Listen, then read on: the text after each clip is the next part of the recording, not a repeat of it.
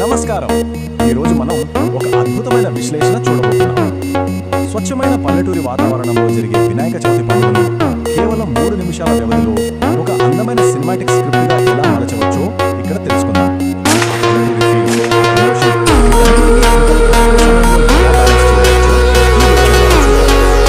ఈ స్క్రిప్ట్ను ప్రధానంగా 5 విభాగాలుగా విభజించి అర్థం చేసుకుందాం. విభాగం 1 పండుగ వాతావరణం, విభాగం 2 గణపతి ముస్తాబు, 3వ పూజ విధానం, 4వది